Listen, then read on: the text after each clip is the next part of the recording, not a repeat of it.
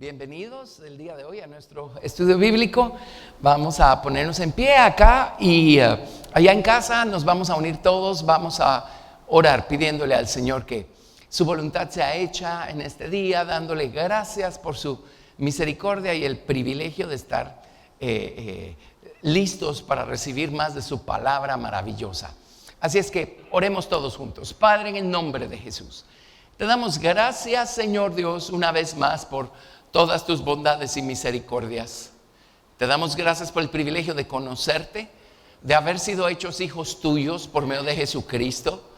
Señor Dios, por nuestra salvación. Señor, por todo el camino por el que nos has traído, Señor, bautizándonos en las aguas de tu nombre. Señor, bautizándonos con Espíritu Santo y fuego, enseñándonos a orar, Señor, a estudiar tu palabra, a practicarla, a someternos a tu soberanía. Señor, gracias, bendito Dios, por la obra que has hecho, sigues haciendo y has prometido completar, perfeccionar para el día de Jesucristo. Te damos gracias por este día, por la porción de tu palabra que tienes preparada sobre la mesa para cada uno de nosotros. Oramos, Señor Dios Santo, tú eres quien abres los ojos, quien abres los oídos. Señor, abre los nuestros, toca nuestro corazón, nuestro entendimiento, llénalo de luz, la luz de tu verdad, la luz de tu palabra. Haznos ver el camino, haznos vernos a nosotros mismos, haznos verte a ti, Señor, nuestra meta, Señor, y que tu voluntad sea hecha en este día. Con tu palabra, Señor, regenéranos, conviértenos, transfórmanos, confórmanos a imagen tuya. Señor Dios, te lo pedimos. Gracias pues por el pan nuestro de cada día que nos vas a dar hoy, Señor, y a ti te damos toda la gloria, Padre, en el nombre de Jesús. Amén. Gracias, Jesús. Bendito Señor, te alabamos. Gracias, Padre. Gracias. Muy bien.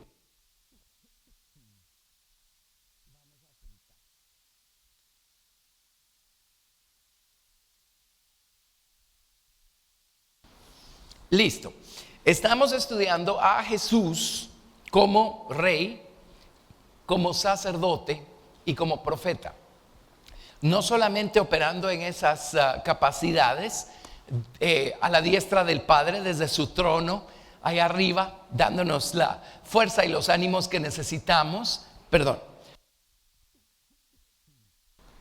sino también operando desde dentro, en nuestro corazón. Y viendo pues la manera como Él opera en nosotros, a través de nosotros. Así es que ya saben, pues tenemos ayuda divina, sobrenatural de los cielos y de dentro también, porque tenemos a un nuevo hombre que Jesús creó el día de nuestra salvación. Él creó un nuevo corazón dentro de nuestro viejo corazón y Él vino a morar dentro de nuestro nuevo corazón. Así es que desde allí Él está también ayudándonos y operando en su capacidad de rey, sacerdote y profeta. Miren, si Dios es por nosotros, ¿quién contra nosotros? Pues tenemos toda la ayuda que necesitamos y más. Amén. La semana pasada vimos a Jesucristo como el rey, ¿verdad? Y como rey, Él tiene la intención, el ministerio en nosotros y desde allá de conquistar. Los reyes conquistan terreno, sojuzgan o gobiernan sobre el terreno conquistado, y los reyes son los guerreros que van a cuidar o a guardar el terreno que han conquistado. Y por supuesto, si hay necesidad de conquistar más, pues conquistan más, etcétera. Me refiero pues a el ejemplo bíblico que tenemos de cómo Dios les dio una tierra para poseer, y ellos, los reyes, fueron los que, pues David fue el que hizo la conquista final, ¿verdad? Y los reyes poseyeron y tuvieron que reposeer, porque cada vez que se alejaban de Dios perdían terreno, buscaban a Dios y entonces recuperaban terreno. Ahora, todo eso es figura de nuestro corazón. Es figura de lo que el Señor está haciendo aquí adentro. Disculpen. Debe ser, llegó la época de las alergias. Ok. Muy bien. Así es que si me tienen paciencia, vamos a ver cosas magníficas el día de hoy. Amén. Vimos pues cómo el Señor busca conquistar más y más terreno dentro de nosotros mismos, nuestro corazón, con sus actitudes, nuestra voluntad y sus inclinaciones, nuestra mente, ¿verdad? Y su razonamiento. Así es que Jesús llegó para conquistar, Jesús llegó para ser el rey. Ahora, Él no reina sobre todo el día de nuestra salvación. El día de nuestra salvación Él comienza a tomar terreno. Si somos honestos y tenemos los ojos abiertos, podemos tener a Jesús dentro y por el otro lado seguir pretendiendo nosotros ser los señores, los amos y los dueños del resto de nosotros. Y lamentablemente dentro del mundo cristiano mucha gente se queda en ese plano. Es como, de acuerdo, nadie va a discutir la genuinidad de su experiencia de salvación, pero por el otro lado es como que de acuerdo, pero aquí no se metan. De acuerdo, pero no me pidan cambiar esto, no me pidan dejar aquello atrás, no me pidan ya no ir allá, ya no hacer aquello, por favor no me lo pidan. Amén. De hecho, podría contarles historias de personas que empiezan a asomarse a este lugar y empiezan a descubrir que para crecer en Cristo y para que Cristo crezca en nosotros, se tiene que ir más de nosotros mismos, sino cómo le vamos a hacer espacio al Señor, ¿verdad?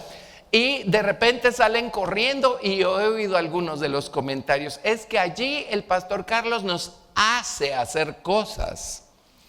Les voy a responder como respondía la doctora Hicks una vez, estaba comentando acerca de esto y comentando pues de quién sabe dónde, cuándo y qué, que estaban diciendo es que allí nos hacen hacer. ¿Y saben qué respuesta dio? Dijo, miren, si yo pudiera hacerlos hacer, ya lo hubiera hecho. ¿Cuánto no daría por poder hacerlos hacer? ¿Verdad? Pero es que la gente está feliz mientras todo el camino sea un don gratuito y a mí no me cueste nada. Yo no tenga que hacer entregas, cambios. Pero cuando empezamos a descubrir que si vamos a dar un siguiente paso, algo se tiene que ir de nuestro viejo hombre, de nuestro viejo corazón, de nuestros viejos hábitos. Entonces hay gente que dice, no, hasta ahí sí no.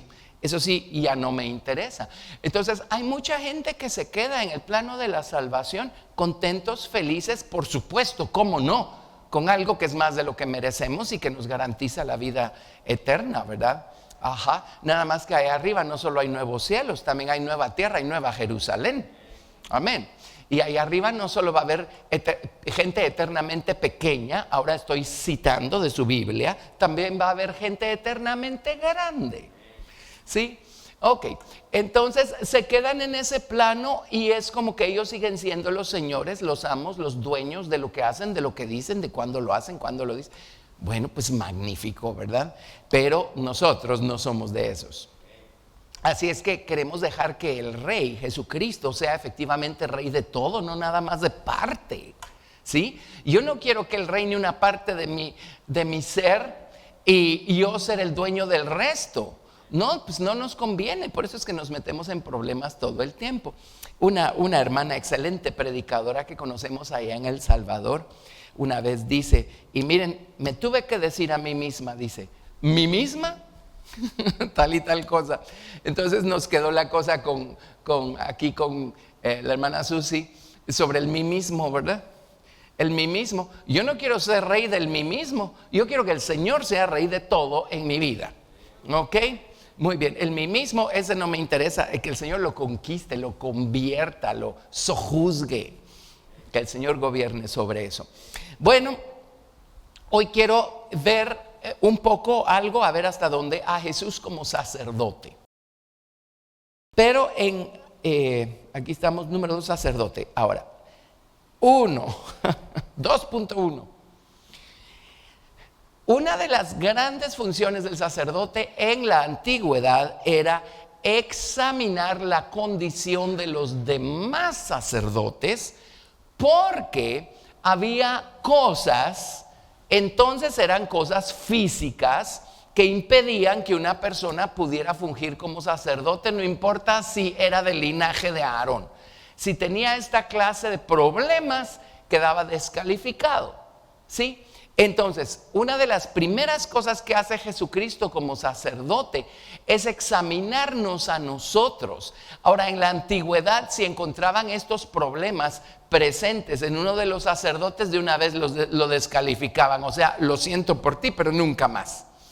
En el caso del nuevo pacto, a través de nuestro amado Señor Jesucristo y su preciosa sangre, el Señor lo que hace es examinarnos, y cuando encuentra lo que significan estas cosas presente en nuestra vida, actitudes y cosas, el Señor viene con su gran misericordia como sacerdote y nos dice: oye, si sigues así, tu sacerdocio se va a quedar truncado, se va a quedar incompleto. El que se va a perder de la bendición eres tú. Así es que déjame sanarte de eso, déjame sanar tu alma, déjame sanar tu corazón, déjame trabajar en esa área de tu vida, porque si no lidiamos con esa área de tu vida, si nuestro sacerdocio está truncado, estorbado por algo, entonces ¿cuánta efectividad van a tener nuestras oraciones? ¿Cuánta efectividad, cuánto poder van a tener nuestras alabanzas? ¿Cuánto vamos a agradar a Dios con alabanzas que salen de un corazón que necesita ser limpiado y transformado? Amén. Entonces, una de las funciones de Jesucristo como nuestro fiel sumo sacerdote es examinar la condición del sacerdote, de la persona que quiere elevar oraciones y elevar adoración al Señor, y decirle: oye, esto tiene que mejorar, esto tiene que cambiar. Él no nos desecha, Él viene y con la ayuda del profeta nos habla, nos enseña dónde está el problema. El sacerdote nos ayuda a examinarnos a nosotros mismos, Él es el que nos examina. Tenemos a su Espíritu Santo también, y todo el tiempo estamos viendo al Rey y soberano, al Señor, y diciendo: sí, Señor, si voy a agradarte, esta cosa se tiene que ir de aquí. Entonces, lo primero que hace el sacerdote es examinar la condición de los sacerdotes. Voy a poner aquí: examinar la condición de los sacerdotes. Lo estoy resumiendo aquí.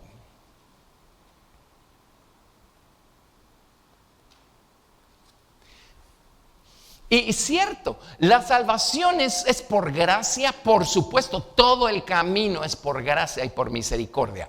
La salvación es un don gratuito, a usted y a mí no nos costaron nada, a Jesús le costó todo. El bautismo en agua es un don gratuito, el bautismo en el Espíritu Santo es un don gratuito, y mucha gente hasta allí llega y creen que ya están bautizados en el Espíritu Santo y hablan en lenguas, ya tienen la plenitud de la estatura del varón perfecto. Pero si tuvieran los ojos abiertos y vieran todos los mapas que el Señor nos dejó en su palabra para ver sus caminos, descubrirían que eso todavía los tiene estacionados en el atrio. Todavía tienen que seguir creciendo y madurando para lo que... Y bueno, acuérdense que en el atrio, al atrio tenían acceso todos los hijos de Leví: los gersonitas, los coatitas, los meraritas, todos los levitas. De hecho, en muchas ocasiones ellos ayudaban a los sacerdotes a sacrificarlas. Cuando había un avivamiento, como en tiempos del rey Ezequías, del rey Josías, ellos se ayudaban también con el manejo de las ofrendas y todo aquello. O sea, en el atrio allí entran las multitudes. También si la gente, ellos mismos tenían que desollar algunas de las ofrendas, matarla. No, los sacerdotes, sí, creo que ellos tenían que desollarlas. Ellos tenían que matarla, y desollarla significa quitarle la piel. Eso se hacía en el atrio, no se podía hacer afuera del atrio. O sea, al atrio tiene acceso todo el mundo, pues. ¿Sí? Pero al lugar santo solo los sacerdotes, hijos de Aarón. Y ahí está la oración con todos sus mundos, y ahí está la luz y el pan de la palabra, con todas sus profundidades y todas sus alturas. Entonces, si vamos a entrar al lugar santo, allí es donde el Señor tiene que venir y tiene que empezar a examinarnos y a decir: bueno, de acuerdo, hasta aquí vamos, pero re bonito y re alegre, ¿sí? Pero esta actitud,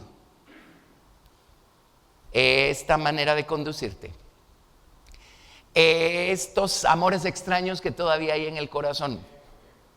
Amén. Esta manera de tratar a los demás. Este juez injusto que todavía está sentado en el trono. ¿Lo ven? ¿Verdad que hace todo el sentido del mundo? ¿Ok? Entonces, Levítico 21, verso 16. Habló Jehová a Moisés diciendo: habla a Aarón y dile: ninguno de tus descendientes por sus generaciones que tenga algún defecto se acercará para ofrecer el pan de su Dios.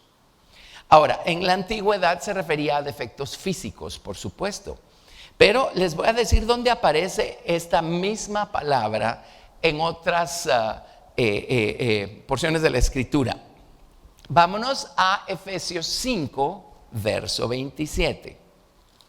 Efesios 5, 27.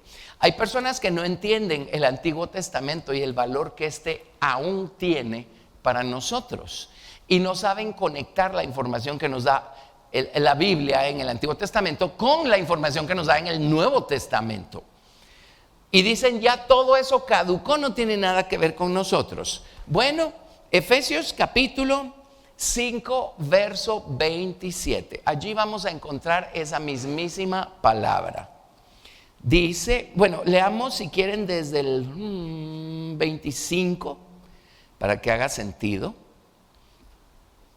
Maridos, amad a vuestras mujeres, así como Cristo amó a la iglesia y se entregó a sí mismo por ella, para santificarla, habiéndola purificado en el lavamiento del agua por la palabra, a fin de presentársela a sí mismo una iglesia gloriosa, que no tuviese mancha, ni arruga, ni cosa semejante, sino que fuese santa y sin mancha. Amén. La palabra mancha es la misma palabra que se utiliza ahí en el libro de Levítico, y dice, aquí en Efesios dice, todo eso se aplica 100% y totalmente a nosotros. Entonces, muchas veces cuando no vemos el cuadro grande del que hablamos el día domingo en la escuela bíblica, cuando no vemos el cuadro grande decimos: ya soy salvo, ya no hay mancha ni arruga en ningún milímetro de mi ser. Pero hace 3 segundos nos peleamos con alguien. Hace 1 hora le hicimos una mala cara a alguien más. 2 horas después vamos a estar alegando por quién sabe qué. ¿Lo ven? Pero en mí no hay mancha ni arruga. Entonces no entendemos qué es esto de mancha y arruga. Por supuesto que Jesucristo con su sangre nos limpió de pecados, nos redimió de la condición en la que nos encontrábamos, nos salvó de la paga del pecado, que es la muerte y el infierno, y nos reconcilió con el Padre. Y porque hay sangre de misericordias entre el Padre y nosotros, es que el Padre puede vernos y ver algo agradable. Amén. Pero estando ya en esa condición, entonces viene el Señor Jesucristo y empieza poco a poco a tomar más y más terreno aquí adentro para salvarnos de la presencia del pecado y del poder del pecado que todavía está atado a nuestra vieja naturaleza. Amén. Si la salvación inicial es todo lo que necesitamos para no tener mancha y arruga, ¿qué sentido tiene que en el libro de Efesios, en el libro de Colosenses, venga el Señor por medio del apóstol Pablo y nos diga: despójense del viejo hombre que está viciado, ¿sí?, conforme a los deseos engañosos de la carne? Pues eso me suena a mancha, ¿o no? ¿Lo ven? Entonces, por eso necesitamos el cuadro grande. Cuando empezamos a caminar con Cristo, vemos un versículo, lo entendemos y todos corremos con ese un versículo como creyendo que es el único versículo que hay en toda la Biblia. Y empezamos a sacarlo de contexto o a olvidarnos que hay un contexto. Pero a medida que vamos creciendo más y más en el conocimiento del Señor y de su palabra, vamos descubriendo que hay todo un contexto que complementa ese un versículo y nos ayuda entonces a entender un poco mejor el cuadro, ¿verdad? El cuadro grande. Amén. Entonces, por supuesto que el Señor Jesucristo quiere una iglesia sin mancha ni arruga. La acción de santificar por medio del agua de la palabra tenemos, es lo que dice Efesios, encima de todo esas manchas, dice, no solo requieren de sangre redentora, requieren de agua. Ese es el contexto de Efesios, aguas de la palabra. Y yo no puedo decir que el día de mi salvación ya las aguas de la palabra me lavaron por completo, porque cuánto de la palabra entiendo y conozco y he abrazado y he dejado que se graben las tablas de mi corazón 3 segundos después de recibir la salvación. ¿Sí? Entonces es un trabajo progresivo. Esa medida que la palabra va llegando, la voy entendiendo, la voy abrazando, se va convirtiendo en parte de mi ser. En esa medida el Señor va limpiándome de todo el resto de manchas y arrugas que todavía hay en mi viejo corazón. ¿Está claro? Ok. Bueno. Vámonos ahora, estamos trazando la palabra defecto. En Levítico 21, 17 dice, ningún sacerdote que tenga defecto. Entonces, como les dije al principio, en la antigüedad los desechaban y fin de la persona, ¿verdad? Pero gracias a la gracia y la misericordia del Señor Jesucristo, su ministerio no es desecharnos. Su ministerio es examinarnos, ayudarnos a ver dónde está el asunto y conducirnos a la fuente de bronce y al altar de bronce, donde están las aguas, donde está la sangre, el Espíritu Santo, y limpiarnos y componernos para que entonces podamos seguir adelante con nuestro sacerdocio, ¿sí? De hecho, hay niveles de sacerdocio que vamos a empezar a experimentar después que el Señor nos haya limpiado de alguna otra cosa. Mi experiencia personal, por ejemplo, con la alabanza fue así. La alabanza es sacerdocio, ¿o no?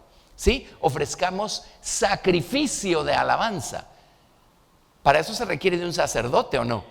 Entonces el Señor primero tiene que limpiar al sacerdote. Bueno, creo que les he contado mi historia. Yo siempre he sido re musical. De hecho, Dios como que me hizo un poco diferente, porque cuando estábamos en el colegio, pues por supuesto que me gustaba la música popular de la época, ¿verdad? Del contemporánea y todo lo demás. Pero ¿saben cuál era mi entretención? Encerrarme en mi cuarto y oír música clásica todo el día. Tenía mis discos de música clásica. Yo siempre fui re musical. Total es que cuando el Señor me salvó, pues hasta aquí no ha puesto su dedo en mi amor por la música del mundo. Él va poco a poco. Estoy en el fuego de mi primer amor y creciendo en el conocimiento del Señor y todo emocionado y entusiasmado por la vida eterna y la vida abundante que acaba de llegar a mi corazón, y porque estoy conociendo al Señor. ¿Saben qué es lo que más me emocionó el día de mi salvación? Saber que Dios me conocía y me amaba. Saberme amado por Dios. Por Dios. ¿Sí? Bueno, todo iba muy bien. Y un día iba yo manejando camino al trabajo e iba buscando alguna de las canciones que estaban sonando en esos días, ¿verdad? Y yo estaba en la universidad, pero iba camino al trabajo en la mañana.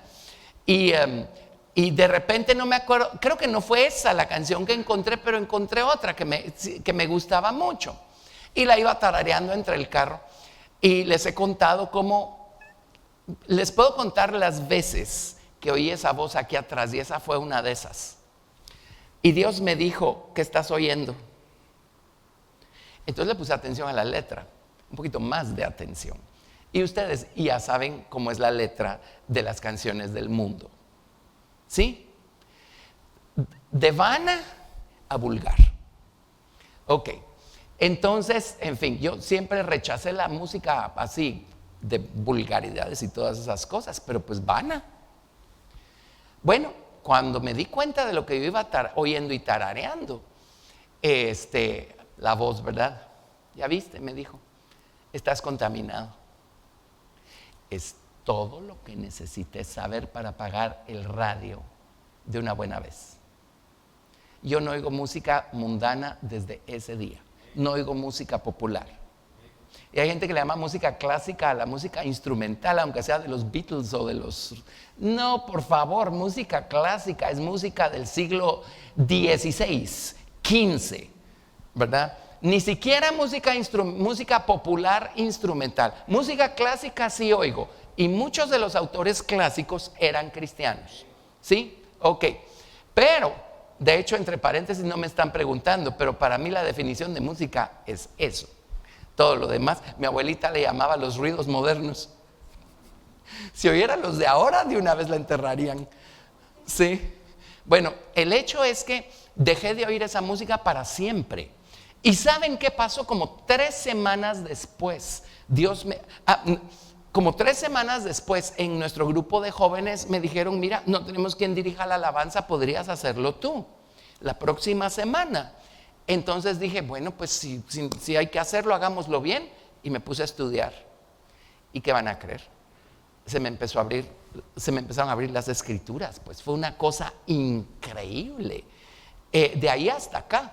Entonces entendí cómo primero Dios tenía que limpiar al sacerdote antes de darle un nuevo nivel de sacerdocio. ¿Ven lo que estoy tratando de decir? O sea, queremos todos los beneficios y bendiciones y todas las esferas celestiales que Dios puede darnos, pero no queremos dejar que el Señor venga y ponga su dedo sobre alguna cosa que se tiene que ir si vamos a dar ese siguiente paso a ese siguiente nivel de sacerdocio. Amén. Bueno, entonces los sacerdotes no podían tener defecto. Miremos dónde más aparece la palabra defecto. Cantares 4, verso 7. Cantares capítulo 4, verso 7. Esa es la cita. Les voy a dar un poco de contexto. No, aquí no hay que dar contexto, aquí es muy obvio el contexto. Cantares 4, 7. En el verso 8, él le llama esposa por primera vez en todo el libro de Cantares, porque la tomó por esposa entre el capítulo 3 y el capítulo 4, cuando aparece el rey sobre su palanquín, ¿verdad? Y vienen estos 60 valientes rodeando su litera, todos con su espada sobre su muslo. Y viene el esposo a tomar por esposa a su amada. Entre todo lo que la calificó a ella para ser la escogida, la esposa, y casarse con el esposo, Cantares 4, verso 7, dice: toda tú eres hermosa, amiga mía, y en ti no hay mancha. La palabra mancha es la misma palabra para defecto que se usa en el libro de Levítico. En ti no hay mancha. Ahora, eso es bajo la dispensación del antiguo pacto. Si allí se menciona a alguien en quien ya no había mancha, ¿cuánto más nosotros bajo el nuevo pacto? Cuando dejamos que Jesús haga su obra en nuestro corazón. Alguien dirá: pero eso fue de gratis. Lea bien su libro de Cantares. Mire todo el fruto que tuvo que dar ella primero para que el Señor considerara que ella estaba lista para el matrimonio. Y mire todas las cosas por las que ella tuvo que atravesar para ir viendo las zorras que había todavía en su corazón y para ir descubriendo los muros que ella todavía ponía entre él y ella. ¿Sí? O sea, él tuvo que trabajar con ella. En el capítulo 4 ve una obra completa y entonces dice: en ti no hay mancha. Porque no solo trabajó la sangre redentora, trabajó la palabra también en su corazón. Unos versos antes describe todo el fruto que está brotando del huerto de su corazón. Me estoy explicando con esto. Ese es el trabajo del sacerdote. Ahora, si no tuviéramos una visión del rey y un corazón de amor por el rey, si no tuviéramos a un profeta que va a darnos la palabra precisa, amén, entonces no habría espacio para el sacerdote que viene a examinar, en este caso, la condición de este es el sumo sacerdote, la condición de los demás sacerdotes, para ver cómo están. En la antigüedad los desechaban, el Señor Jesucristo los limpia, los convierte, los transforma, los conforma a imagen suya. Y cuando Él termina de trabajar con nosotros, ¿saben qué nos ganamos? La capacidad de alabar al Señor a otro nivel, la capacidad de orar a otro nivel, niveles de intercesión del Espíritu Santo haciendo intercesión a través de nosotros que antes no teníamos. Amén. Cuando los cristianos no tienen estas experiencias, para ellos es chino lo que estamos hablando el día de hoy. Porque uno equivocadamente, si uno no tiene dirección, o por lo menos un ejemplo viviente, ¿verdad? De alguien que va más adelante, uno dice, lo que yo tengo, eso es todo lo que hay, no hay más. Entonces venimos a decirles, hay más. Si no tienen ni la instrucción ni el ejemplo delante de ellos, dicen, ¿cómo puede haber más? No, eso no puede ser. Amén. Bueno, entonces Levítico 21, verso 16 otra vez. Verso 16 otra vez. Hablaron y dile, ninguno de tus descendientes por sus generaciones que tenga algún defecto, mancha, arruga, se acercará para ofrecer el pan de su Dios. O sea, no le vamos a dar de comer al Señor hasta que el Señor no venga como el sumo sacerdote a examinar nuestra condición y a componerla. Amén. Quiero decir, para seguir adelante. Porque ningún varón en el cual haya defecto se acercará. Y aquí está la lista, ¿verdad? Estos serán defectos físicos, pero por supuesto representan actitudes y cosas. Dice, varón ciego. Y sí, por supuesto, el Señor le dijo al pueblo de Israel una y otra vez, ustedes tienen ojos, pero no ven. ¿Sí? Y una cosa es no ver porque no podemos, porque no tenemos la facultad. Otra cosa es no ver porque no queremos.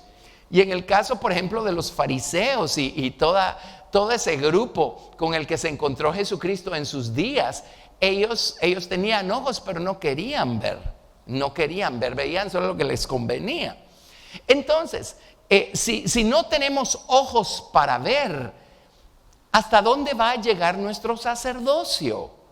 Si no queremos ver el camino, si no queremos ver lo que nos espera, si no queremos ver al Señor como el Rey de todo en nuestra vida, sino que solo queremos ver lo que nos gusta, lo que nos conviene, lo que nos agrada. Si no podemos ver a Dios gobernando sobre todas las cosas, entonces dígame usted cuán alta y profunda va a ser su alabanza y su oración y su entendimiento de las Escrituras. ¿Lo ven? Entonces el Señor tiene que sanarnos de nuestra ceguera, por supuesto que sí. Varón ciego, varón cojo. Déjenme una cosa más con ceguera.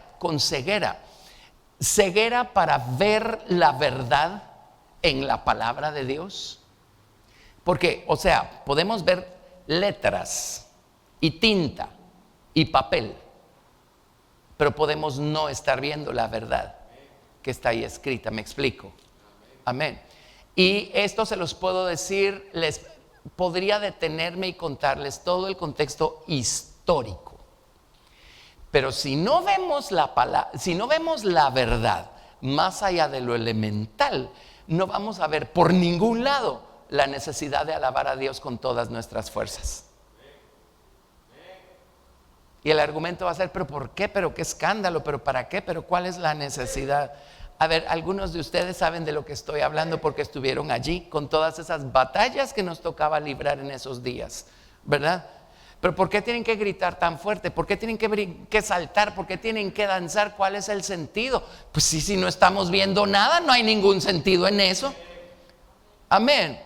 Pero una vez vemos, y cuando empezó la iglesia, pues mucha gente nos conoce por la gracia y la misericordia de Dios, y tuvimos algunas personas que porque nos conocían empezaron a venir, recuerdo que pues algunas tenían más confianza que otras o sentían tenerla con nosotros, y una vez alguien me tomó aparte y me dijo, mira, todo está re bonito, pero ¿por qué tienen que hacer esos escándalos? Refiriéndose a la alabanza, ¿verdad? Entonces dije, vamos a ver cómo razonamos aquí este asunto, con la intención de ayudar a esta persona a ver. Le digo, ok, dígame una cosa, la palabra que está oyendo en este lugar, a ver, califíquemela. ¡Oh! Es lo mejor, ¿verdad? Ok, ¿es de Dios lo que está oyendo? Sí. ¿Es la palabra de Dios? Sí. Entonces le dije, razone. Si esto es de Dios y es la palabra de Dios, entonces ¿cómo puede ser que esto no sea de Dios? Y el Señor siga abriendo su palabra y bendiciendo su palabra si estamos haciendo algo que según usted no es de Dios. Razone, le dije, razone. Pero ven cómo ojos que no nos dejan ver truncan nuestro sacerdocio. ¿Para qué cantar tan fuerte? ¿Para qué gritar? ¿Para qué saltar? ¿Para qué danzar? ¿Lo ven? Pero cuando uno ve, uno no se puede estar quieto, porque lo siguiente que el Señor sana es nuestra cojera. Varón ciego, varón cojo, ¿sí? Y la cojera es esa torpeza para caminar, pues con todo respeto, ¿verdad? Es una condición física, pero aquí está representando actitudes, la condición espiritual del viejo corazón. A todos nos tiene que sanar esto el Señor Jesucristo. Y cuántas veces cojeamos sabiendo que hay una manera como Dios quiere que nos conduzcamos, pero todavía estamos con la cosa de que sí, pero. Uno de nuestros pastores, varios de ellos eran canadienses. Entonces era chistoso, ¿verdad? Porque aprenden modismos y cosas, y a ellos les causaban gracia algunos de nuestros guatemaltequismos. Y entonces uno de ellos una vez dijo: miren, yo me he encontrado con que en Guatemala hay muchos árboles de cíperos. No, nísperos. No dice cíperos. Enseñamos la palabra de Dios y la respuesta que obtenemos es sí, pero. Sí, pero. ¿Qué provoca eso en nosotros sino cojera? ¿A qué horas vamos a caminar rápido, a correr por los caminos de Dios si todo es sí, pero? Sí, pero yo no creo que sea tan así. Sí, pero yo no creo que sea importante. Sí, pero yo no creo que eso se aplique a mi vida. ¿Lo ven? ¿Qué produce eso? Cojera. Ahora, ¿cuán profunda va a ser nuestra vida de oración? ¿Y cuán alta va a ser nuestra vida de alabanza? ¿Y cuán ancho va a ser nuestro entendimiento de las Escrituras si somos cojos? Porque somos árboles de cíperos. ¿Lo están viendo? Entonces, gracias a Dios, el Señor nos sana nuestra ceguera, nos sana nuestra cojera. Amén. ¿Qué más? Dice varón ciego, varón cojo, varón mutilado. Si se van a sus diccionarios, está hablando de un problema en la nariz. Mutilado significa que le cortaron la nariz o algo le pasó con la nariz. Tiene mutilada la nariz. Y la nariz o el olfato es el sentido de qué en el alma y en el espíritu. La conciencia y la esperanza. ¿Sí? Y que la conciencia, ¿qué es? Sino esa presencia continua de la palabra de Dios en nuestra mente. Esa presencia continua de la persona de Dios en nuestra mente, en nuestra voluntad, a quien buscamos agradar, ¿verdad? La conciencia nos hace detenernos antes de hablar irresponsablemente, sabiendo que vamos a ofender a la persona y así vamos a ofender a Dios. Y si nos puso zancadilla nuestro viejo corazón, pues la conciencia nos va a ayudar a darnos cuenta rapidito después de que lo hicimos. Y vamos a decir: Señor, perdóname. Y vamos a ir a pedir perdón. Esa es una buena nariz. Pero cuando la tenemos mutilada, ofendemos, pero ni cuenta nos damos. Decimos, ni nos acordamos qué dijimos. Lastimamos y ni por donde pasó se nos ocurre que a quien ofendimos primero fue al Señor. Hemos tenido casos de consejería en donde viene la queja, ¿verdad? Es que me hizo, es que me dijo y entonces me fui. Y una vez estábamos con un caso así y cuando terminé de oír la historia le dije: mira, ¿ya te pusiste a pensar lo que eso le hizo al Señor? ¿Y lo que eso ofendió al Señor? No había pensado en eso. Primero le tienes que pedir perdón al Señor, le dije. ¿Verdad? ¿Por qué? Porque pues algo pasa con nuestro sentido del olfato, con nuestra nariz, ¿verdad? Y si no tenemos esa conciencia de haber agradado a Dios o de haberlo desagradado y ponernos rapidito a cuentas porque nos dimos cuenta, ¿cómo va a estar nuestro sacerdocio? ¿Sí?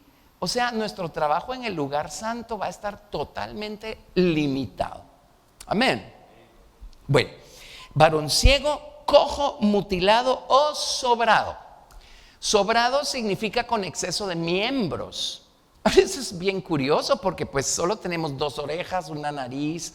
Hay personas que nacen con un dedito de más en la mano, en los pies, ¿verdad? Pues yo no sé si en la antigüedad era más común ese síndrome, pero cuando uno piensa en esto, ¿verdad? Exceso de miembros, a veces uno piensa, ajá, sí, a mí me sobra lengua.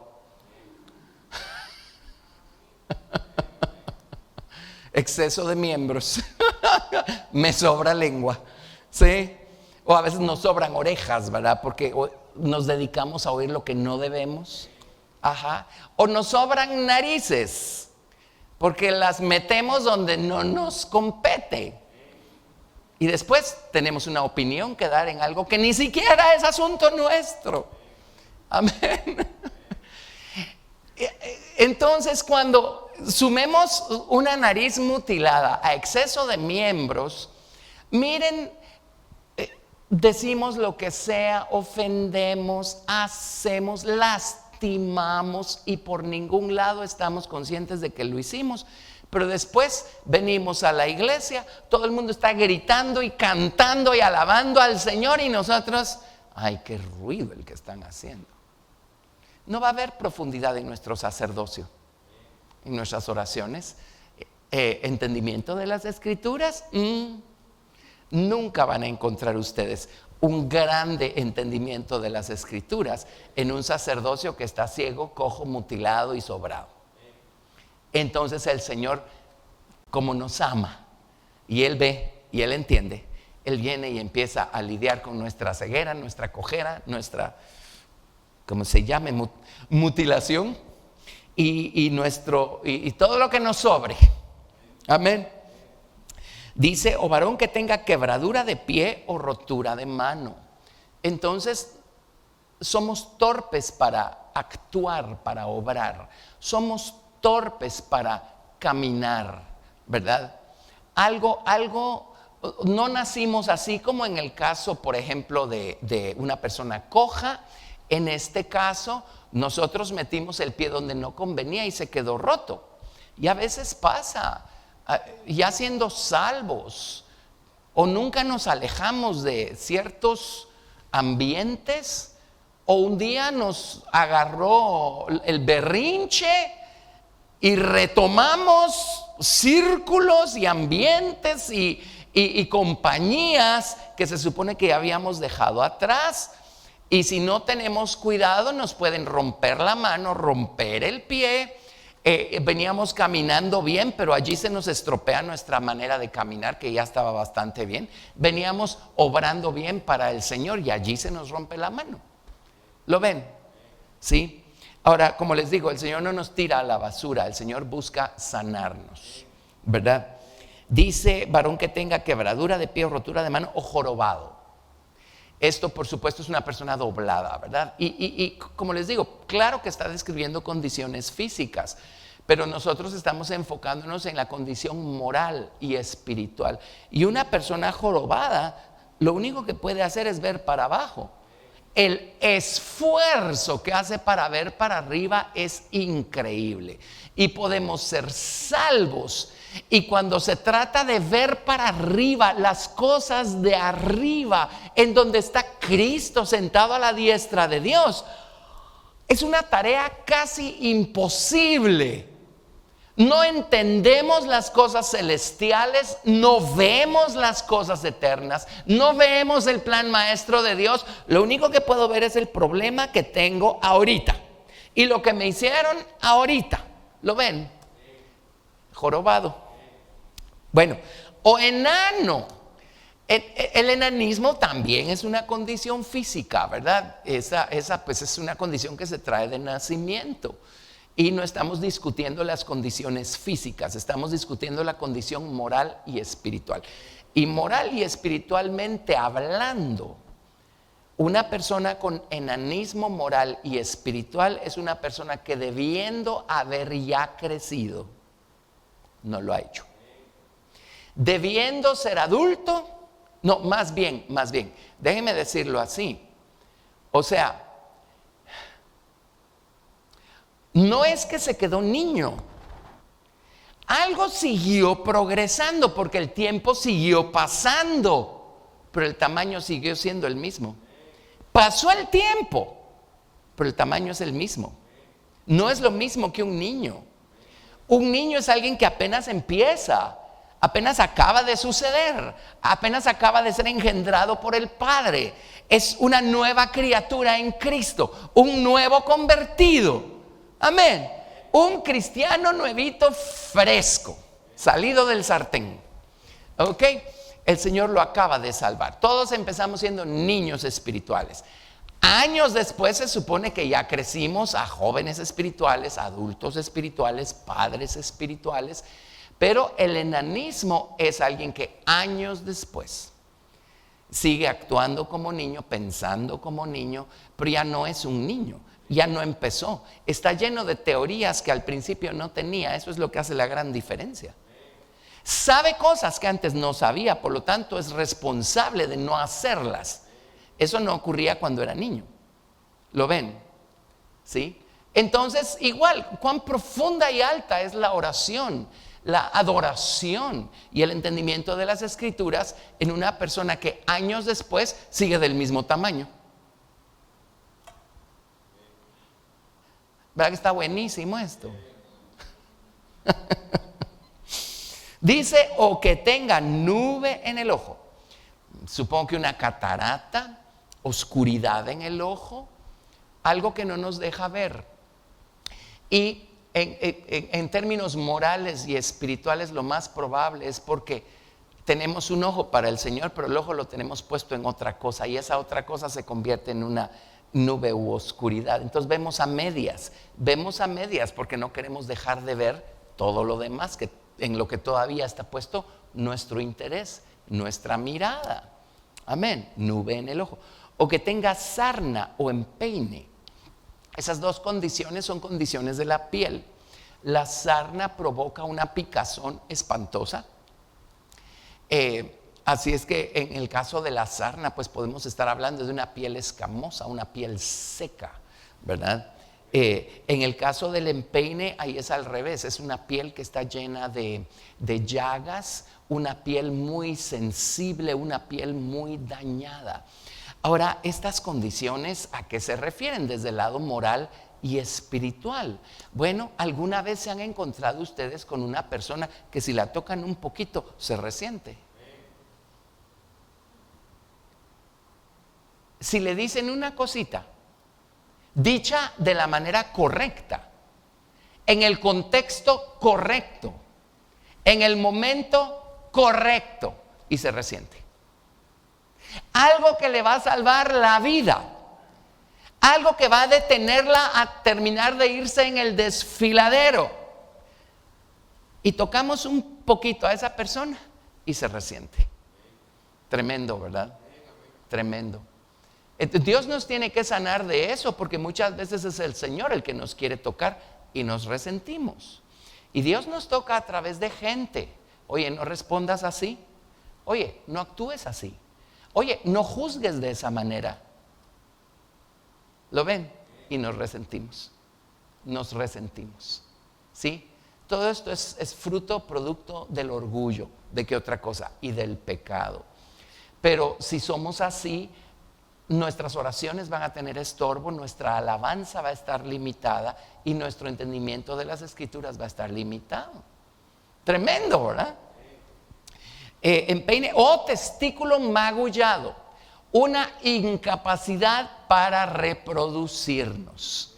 En otras palabras, no hemos dado a luz hijos por nada, ¿verdad? Hijos espirituales, por supuesto. Personas bueno, o los evangelizamos o ya eran salvos y seguimos contribuyendo en su proceso de formación, pero el podernos reproducir en alguien más, el que haya alguien más que diga gracias por el ejemplo que me diste, ¿sí? Tú me has sido de ejemplo, yo voy detrás porque veo la manera como caminas. Allá nos reprodujimos. Alguien que diga, mira, aprendí a orar, aprendí a estudiar las Escrituras, solo de verte, solo de escucharte. Allá nos reprodujimos. Amén. Aprendí a alabar a Dios solo de verte. Ahí ya nos reprodujimos. Pero cuando está esta condición, testículo magullado, no nos reproducimos por ningún lado. ¿Lo ven? ¿Sí? Entonces, bueno, dice verso 21, sí, ningún varón de la descendencia del sacerdote Aarón, en el cual haya defecto, se acercará para ofrecer las ofrendas encendidas para Jehová. Hay defecto en él, no se acercará a ofrecer el pan de su Dios. ¿Sí? Ahora, déjenme seguir conectando esto con la información que nos sigue dando el Nuevo Testamento. Vámonos, por favor, a Mateo 5. Ahorita les doy el versículo.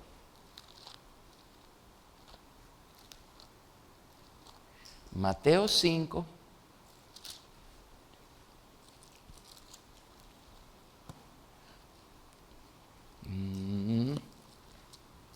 Espérenme que no sé por qué me fui a Marcos 5, quiero Mateo 5. Mateo 5, verso 23.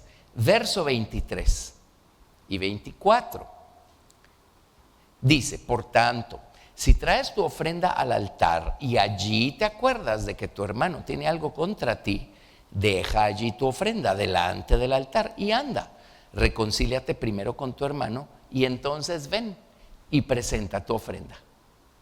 En Levítico acabamos de leer, cualquier persona que tenga un defecto de estos, dice, ni se acerque a ofrecer el pan de su Dios y las ofrendas encendidas.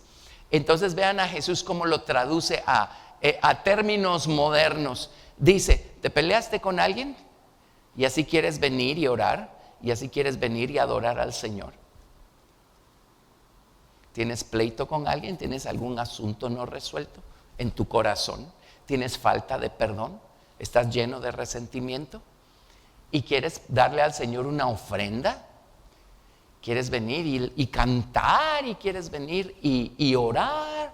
Dice, no, pues primero lidia con esa situación, porque esa situación está truncando tu sacerdocio, lo está estorbando. No es lo mismo. Todos lo hemos experimentado en algún momento, ¿verdad? Pero gracias a Dios por Jesucristo, el sumo sacerdote, porque Él viene y nos toca así en el hombro, ¿verdad? Y dice, oye, y uno, sí, Señor, ya entendí. Y uno va y se pone a cuentas con Dios. Y qué maravilla cuando la sangre redentora de Jesucristo viene y nos limpia de esa condición. Y entonces podemos venir al cuarto de oración o venir aquí a los servicios y darle nuestro todo al Señor. Amén. Pero ven cómo pleito con alguien trunca nuestras ofrendas, ¿verdad? Según yo iba a hacer todo eso el día de hoy, pero pues ni modo, la próxima semana les voy a explicar cómo el Señor examina la ofrenda. Pero una ofrenda presentada por un sacerdote que tiene defecto es una ofrenda que ya no va limpia, ya no va agradable al Señor. De hecho, miren, oraciones, ¿verdad? Oraciones, gracias a Dios, pues hemos crecido y hemos madurado, pero a lo mejor algunos de nosotros en el pasado orábamos cosas así como, Señor, yo te pido por esta persona, te pido que la descuartices, te pido que la tortures, que la atormentes. Estoy exagerando las palabras, pero el espíritu lo he visto en personas. Por supuesto, esa es señal de que no hemos crecido, no hemos madurado, ¿verdad? ¿Sí? Es muy diferente, de acuerdo. David en un salmo dice, Señor, rómpele los dientes entre la boca a mis enemigos. Sí lo dice, pero es muy diferente venir al Señor y decirle, Señor, te voy a decir cómo me siento, a decirle, Señor, descuartízalo porque se lo merece. Mira lo que me hizo a mí, que soy tan justo, tan santo, tan recto. ¿Lo ven? Entonces hay personas que oran de esa manera.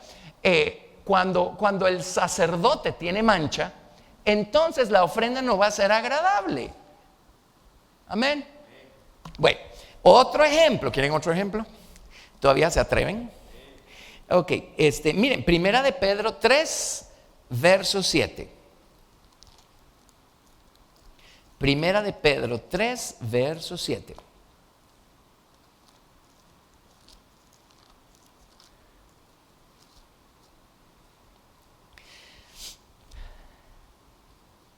está hablando de la conducta de la esposa cristiana y de la conducta del esposo cristiano.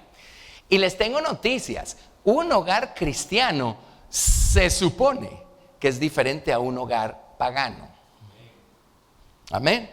Primera de Pedro 3, verso 7.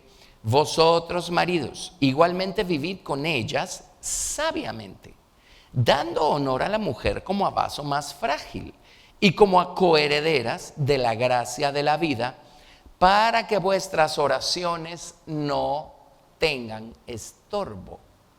La palabra estorbo literalmente significa que nuestras oraciones no sean frustradas, cortadas como árbol. Eso es lo que significa la palabra estorbo, cortar como a un árbol. Entonces, literalmente van a ser truncadas nuestras oraciones, no van a llegar a ningún lado. ¿Por qué? Porque ahí el sacerdocio vino el sacerdote vino manchado, ¿verdad? Vino con defecto. El sacerdote vino con defecto.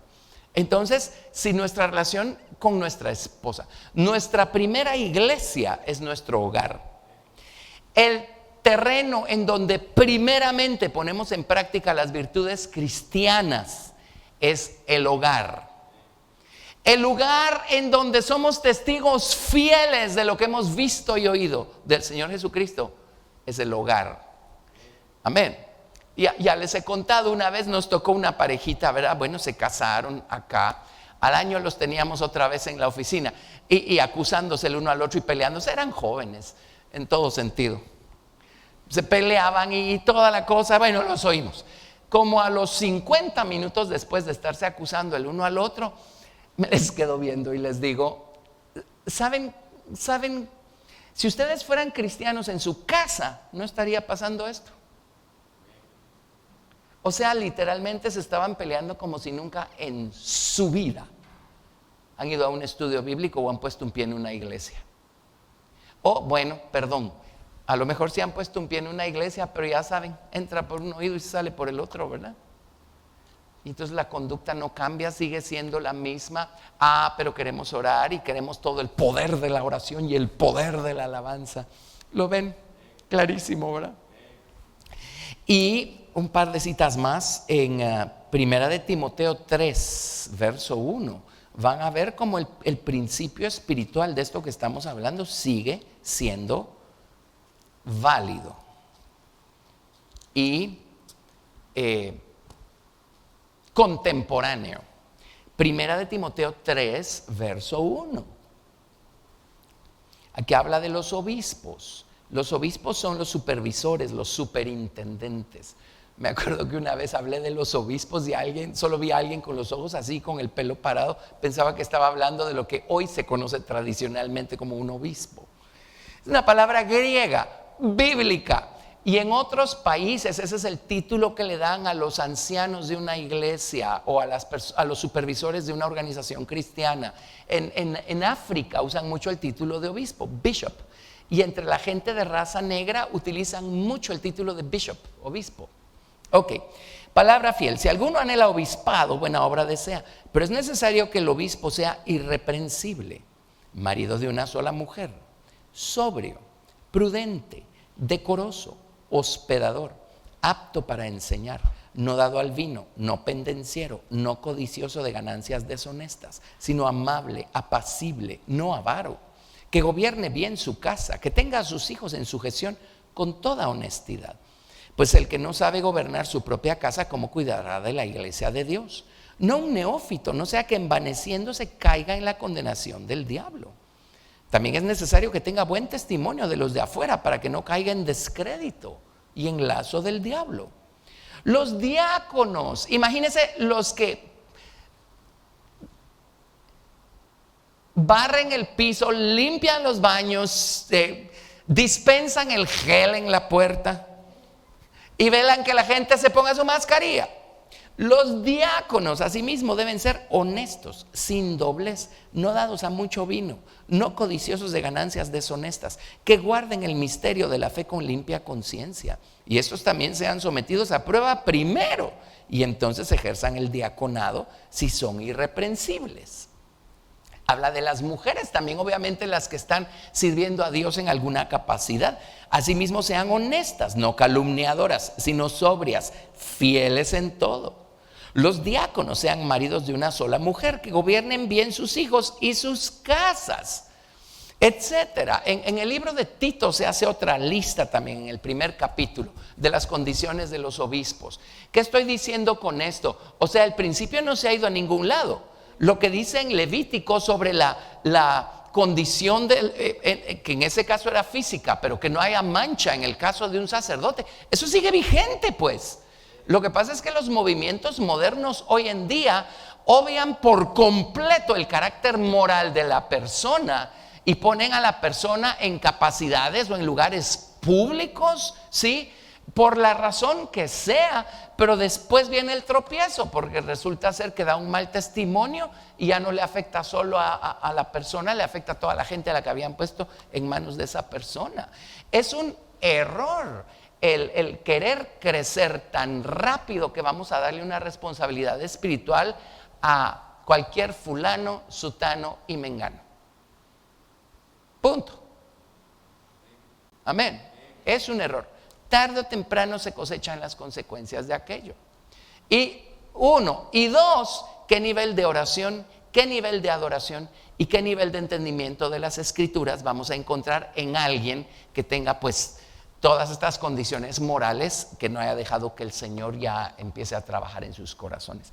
Todos tenemos esas condiciones, pero ahí está la diferencia entre dejarse trabajar por el Señor o ser uno necio y decir, pues así soy, así me quedo y así me tienen que aguantar. Pues los demás tal vez nos aguanten, pero Dios de plano no va a aguantar nuestras oraciones ni nuestras alabanzas si seguimos tan empecinados con no dejarnos transformar por su amor y por su preciosa sangre.